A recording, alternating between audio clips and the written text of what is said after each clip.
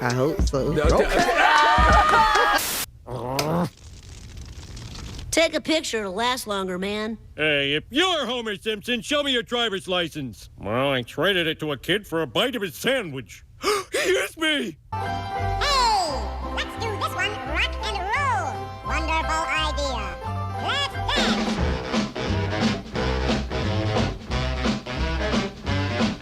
dance. So, if anyone's seen that one video that I did that no one saw, but it just so happens to be one of my best videos, I'm just saying, you know that I got mad love for the Chipmunks franchise. I don't know, it wasn't until I just sat down and mapped out these videos and then I realized that there's just way too much Chipmunks lore that goes untalked about. Like that Rockin' with the Chipmunks special featuring post-Grammy, pre-Bel Air Fresh Prince. What's up? Welcome to the Chipmunk Hall of Fame. I'm Will Smith, the Fresh Prince, your host with the most. Yo, this is really some I owe the IRS mad money, don't take my house type shit. Imagine trying to get Will Smith to do this today. He ain't going for that shit. Oh, that's hot. That's hot. Christmas, Christmas, Christmas is near. Time for toy, time for cheer. Right, okay. So that's where Will's father went. He don't want me, man.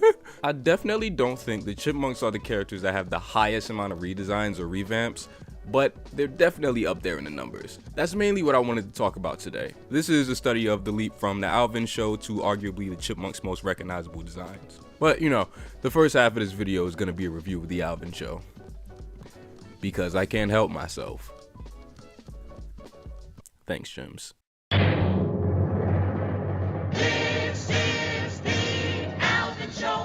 Alright, so boom. Boom, boom, boom, boom, boom. So boom. The Alvin Show is an animated series, the first animated series starring Dave and the Chipmunks that aired from 1961 to 1962. Before this, the Chipmunks only existed as characters on a record or murderous puppets. He wouldn't do anything. He's just kidding, Ed. He wouldn't do it, really. I watched this short doc a few months ago just to get a little more context on this era. Ross Bagazarian put together this Witch Doctor record that he wrote, sped up the voices, and put together the concept that there are these three chipmunks that terrorize this little sad white man. And at the time, the record was successful. No, like, disgustingly successful. Shit rose to popularity faster than Chris Brown died and stomped the yard. Faster than Chris Brown died and stomped the yard. About Chris Brown dying and stomped the yard.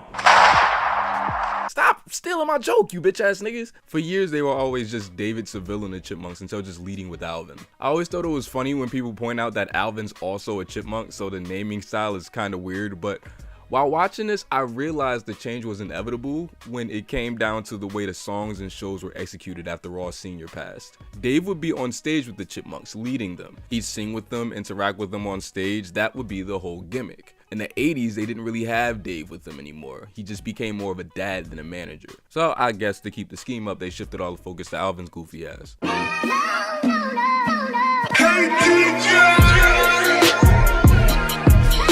Right. So the Alvin Show. Let's talk about the Alvin Show. Every episode is split up into different parts. A random chipmunk cartoon, a musical segment, a cartoon about this nigga. I am Clyde Crashcup. And another Chipmunks musical segment. Alright, so backtracking. This is Clyde Crashcup. He's a famous inventor, and the joke is that he invents things that already exist and incompetently tries to use them for things that they aren't made for. Oy vey, like shit. We see why he didn't get a spinoff, huh? One time, this nigga thinks he invents soap, so then he tries to eat it. So I am more than inclined to believe that this nigga don't wash his ass. Get away from me. A good comparison for the Clyde cartoons inclusion is the 90s Cartoon Network shows like Dial M for Monkey or I Am Weasel. Side note, y'all ever notice that Johnny Bravo ain't have one of those? That's because the crew wanted to do a series of shorts where Johnny Bravo meets a random celebrity, and then they classified that as the second show. So that's how we got that wild ass Scooby-Doo episode. Scooby, you and Fred check upstairs. Velma and I'll look in the basement. Daphne? I mean, Scooby, you and Velma check upstairs, and Fred and I'll look in the basement. Right. I remember when I was a kid, I'd hear people talk about the Chipmunks as characters and call them really one-dimensional in one note. And I remember being really frustrated by that. I was watching the 2015 series and came across this line. Point is, I need your help. No problem. What? Alvin, you may be a lot of things, but thief isn't one of them. Now. See, to any normal person, they'd probably just think it's just some regular line. But to me, when I hear that, I saw that as a statement of how well-rounded Alvin has become as a character. People always forget that when creating a character, it is definitely important to say what they will do. But it's more important to know what they won't do. Homer will lie and steal, but he won't cheat on his wife. He won't let his daughter down. Alvin and Simon and Theodore definitely have distinct personalities on surface, but they're not just the smart one, the asshole, and the fat one. Unless we're talking about the Alvin Show, Jesus Christ. They really know how to make these niggas fit a mold, huh? Theodore was kind of written as the little runt.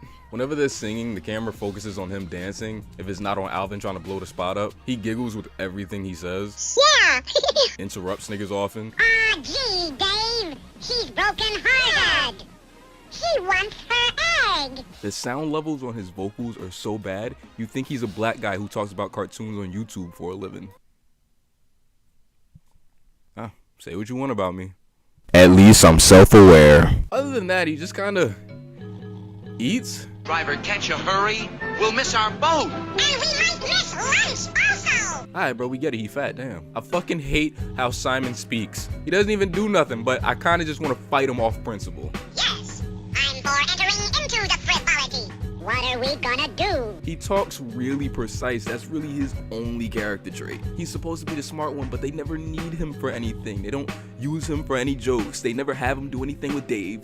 He's just kind of there. You know what? Matter of fact, let's go to Dave. Yo, what the fuck? David, you good? Dave is kinda written as a dad here. He's like a father figure, but you really see them pushing the whole manager thing first. He cares about the boys, but really every time we see them, it's about performing or learning a song, going to some country with racial stereotypes that aren't pushed far enough to be completely racist.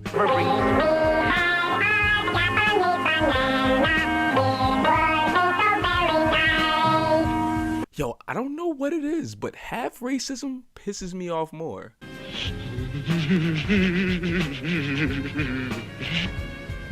Who stole my blanket, Simon? Theodore?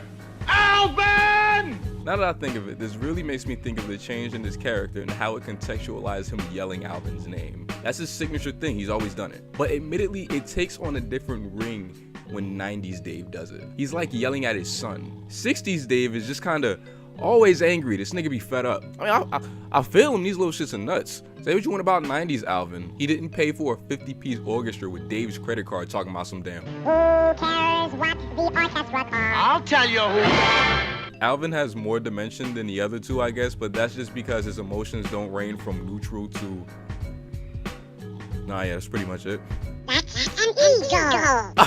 Alvin's at his wildest in these. In the 80s and 90s, he's framed like a misunderstood kid, but here, he just does shit whenever he sees the opportunity. He doesn't give a fuck at all. I think the closest thing to a character study we get is with Alvin in the one episode where he gets frustrated with all the rehearsing and contemplates going solo. He dips off and runs to the agent's crib, and the angel on his shoulder's like, man, you can't leave these niggas, man. They need you. The streets need you. Normally, I'd hate this kind of cockiness, but he's not wrong. These niggas don't have no personality. Why don't we ask Alvin for help, Simon? No, you can't do that. You can't expect a star like him to care what happens to 3 bums. The episodes are kind of paced all over the place too. There's one where Theodore has a pet bird for that episode and that episode alone, and then it goes missing, and then it kind of already starts with a weird edit point. George who? You know, George, my parakeet. Oh, that George, no. Huh?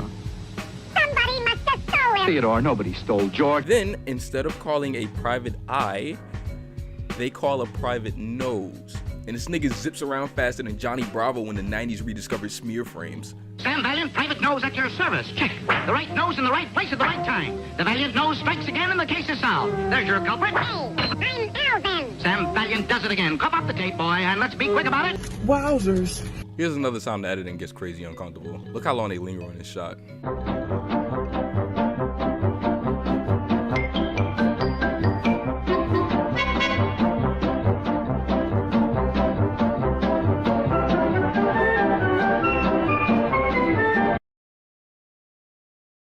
Fam, I don't know what it is about this episode, but everybody's talking like they're reading off a teleprompter. How about a birdhouse? Yeah, maybe we could get us a bird to play with. Sure, a robin or a bluebird. Oh my god, y'all good? Simon, you alright? What? As for the music, you know the vibes. Wouldn't be the Chipmunks if there wasn't some bops.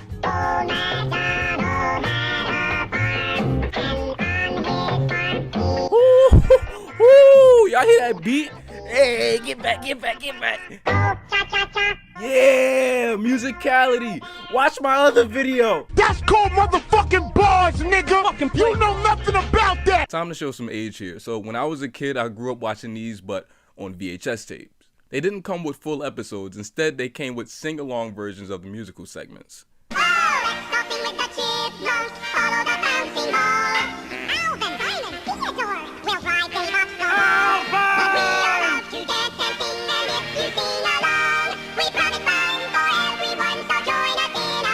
Since this video is supposed to be about design, and I've spent 10 minutes talking about everything but the damn designs, I want to bring up And the Band Played On, a segment from the show that I've always admired even in childhood.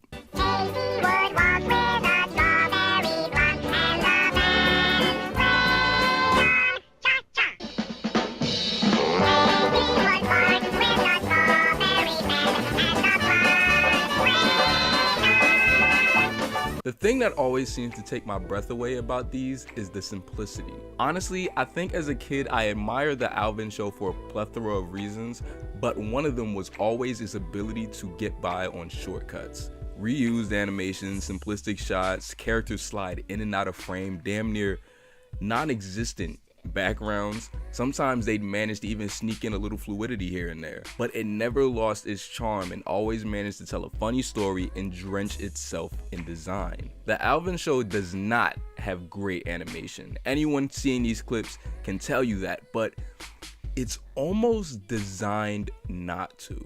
And I love this visual they set up here with the Chipmunks descending in height. Alvin was the shortest until the 80s and 90s. I think they swapped it in order to write Theodore as the younger brother, but I really do like this order they have here. It goes from most to least personality. Simon's design in the Alvin Show and in the live action movies are more similar than you think. Not only do they both use the solid black color for his glasses, but they both have the same head shape. His head points up more at the top and is rounded off at the bottom. For years, I thought this nigga had like some kind of birth defect, but then I realized he has an egg head because he's smart. That's not why his head's shaped like that, you fucking dumbass. What? My fault, bro. I didn't think you'd reply. Hey, you should collab with Mars. Shut the fuck up. I don't know, this could just be speculation, but I thought it was a cool concept. All three of them kind of start off with this teardrop head-shaped design, but he really is the only one who keeps it, even in the 80s. It wasn't until the 90s where they started to show him some fucking respect. His eyes are kind of confined to these dots that I grow to appreciate more and more. As an adult, they're hilarious. Alright, let me stop talking about Simon. It's probably going to be impossible to find matching clips of him to put here because he just doesn't do anything. Another thing I noticed from watching closely is that they all have different hairstyles despite having the exact same hair in the 80s and 90s. Simon has 4 strips stretched over the top. Theodore's hair is pushed forward, there isn't anything in the back. And Alvin's hair is... You know what, let me delete this part of the script.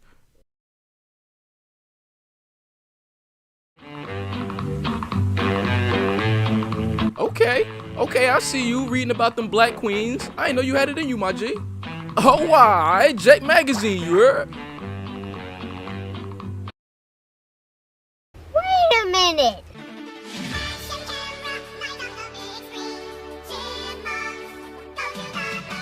So, in 1983, Ross Sr.'s son and daughter-in-law wanted to keep the Chipmunks alive and reintroduce them to audiences in a new animated series, Alvin and the Chipmunks. It was a more domesticated approach. The Chipmunks were written as kids who just so happened to sing, being raised by their father figure Dave. In the 90s, they kind of just decided to say, fuck that, for the last season, and that's how we got Chipmunks Go to the Movies.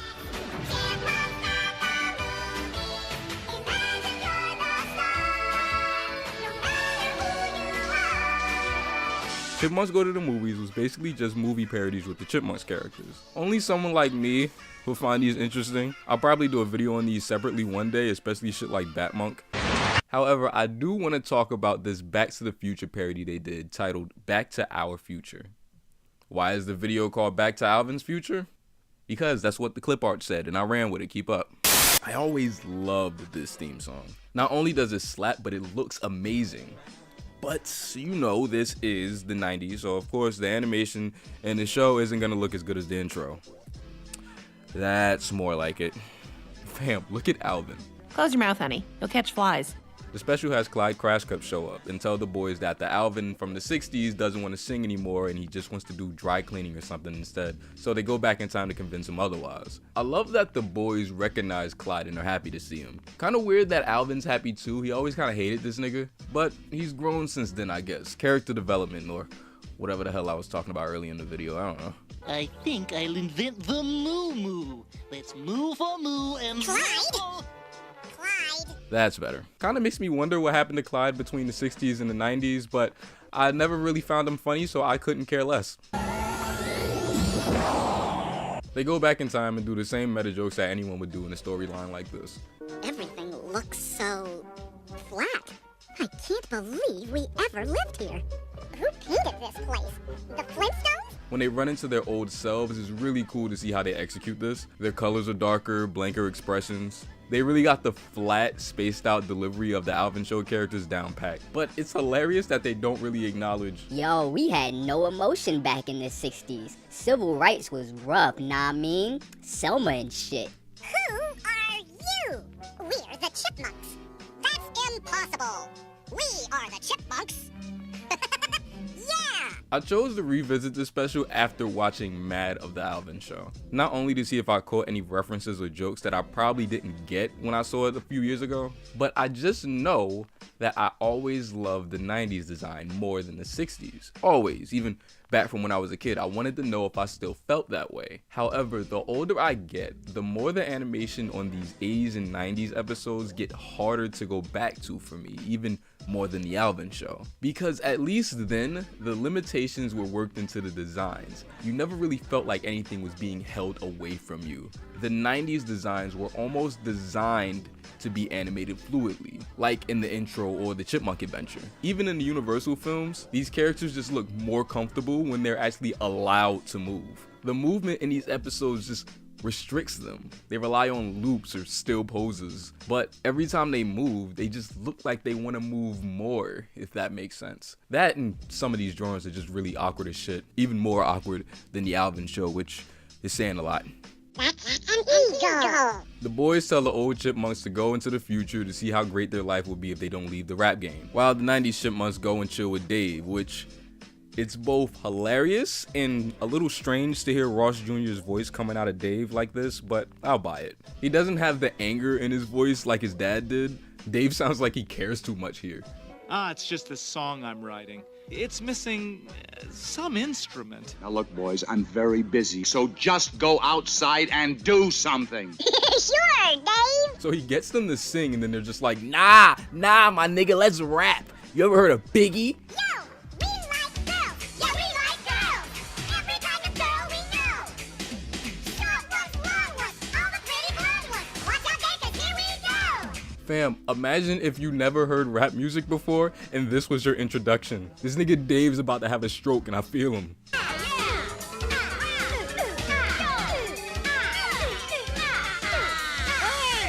Dave obviously notices their redesigns, but I guess Alvin takes offense to this. We don't look right. Look at those feet. Oh shit. And that hair. Oh, wait, hold on, Alvin, that shit kinda fire, hold up. You look terrible. Thanks, Mom. I mean, to be fair, it ain't like 90s Dave is any better. Look at this nigga. I'll never get over them drawing this nigga's face like this. They push the Chipmunks a lot here, making them sound and do things that are relentlessly 90s in order to prove a point. At least they don't have them hamming it up too much, making them say dated slang like the Mac Daddy Dragon of the NYC, you heard? So Clyde tells them, yo, them niggas from the 60s, they don't want to go back, bro. So then they go back to the 90s to yell at these niggas, and it's 2020 now, so I'm confused in my own damn self. They challenge them to a battle of the bands. Whoever wins gets to stay in the 90s and be around for the Gulf War. It was either that or a Rodney King joke. Be glad I didn't tell the other one. Whoa! This Battle of the Bands was always really cool to me. It's really just Ross Jr. singing with his dad. When you think of it like that, it kind of just like warms your heart, especially when both designs are on screen at the same time.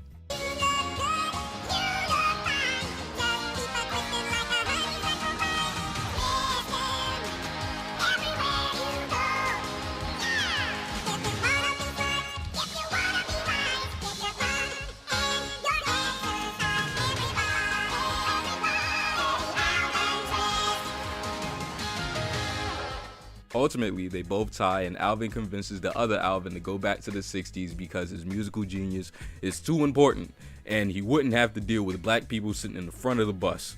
Both of you are important in your own way. You in the past, and you in the future. Right?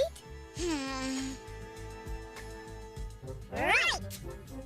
I love that the ending hinges on an Alvin ego thing. Kinda had to, since he's the only one from the 60s that has any actual character. But yeah, that really is it. There's something really poetic about this essentially being a man imitating his dad's voice in chipmunk form for about 30 minutes. Seeing these two sets of the same characters together really puts in perspective how much they've grown. Not even just in the way that they look, but in the way that they speak. Simon especially, I ranted earlier about how he had like no character. Watching the Alvin Show really made me appreciate this version of him so much more. He's not just the smart one, he's sarcastic. How can we? We need a time machine. Wow! Your chariot awaits. Theodore isn't just hungry, he's really sweet. These two actually react to things. They have emotions. They don't just wait for Alvin to carry the story out. That one Alvin Show episode frames it as if the other two boys are nothing without Alvin, but now they're nothing without each other. They play off each other so well, it isn't even just about how Alvin reacts to Dave anymore. I think that's why Ross Jr. and Janice's run of these characters has lasted so long. 8 seasons on Saturday morning, 7 seasons on Nickelodeon, 2 direct-to-DVD movies, 43 different albums since Ross Sr.'s passed, all with these exact same characters that play off each other so well.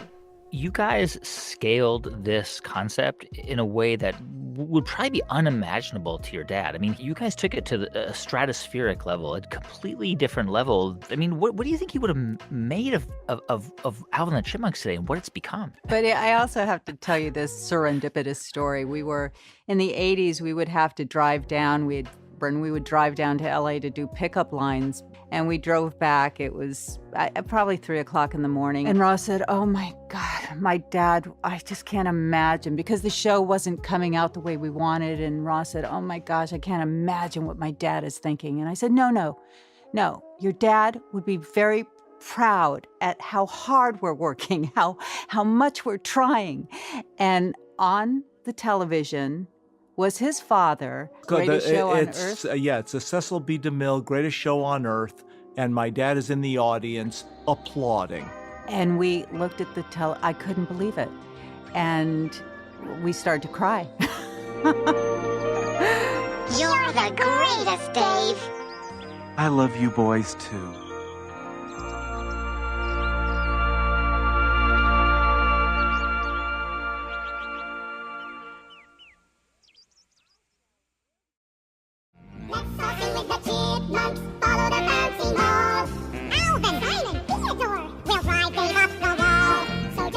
The Chipmunks have gone through so many designs over the years, but I guess I just felt like highlighting these two in particular because it was their biggest glow up, not even just in appearance. The jump from the 60s to the 80s was when Alvin, Simon, Theodore, and Dave not only became well-rounded characters, they became a family. And there's something really profound in a man taking characters his father created and growing them beyond his wildest dreams. The franchise has had its ups and downs ever since, but their character has always remained true.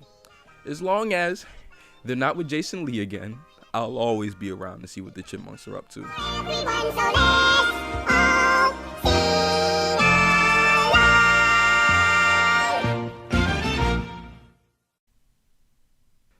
The road trip wasn't that bad though. I mean, like, for what it was. Oh shit, does the red light mean it's still recording? All right, you chipmunks, ready to sing your song? I'll say we are. Yeah, let's sing it now.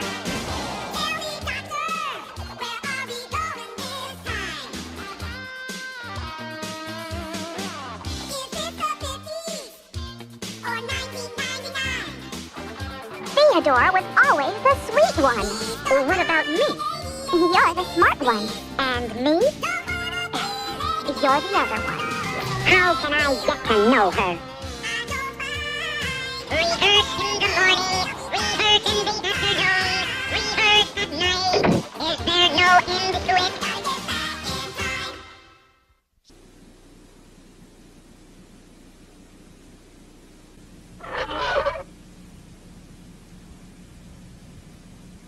Well, that's showbiz.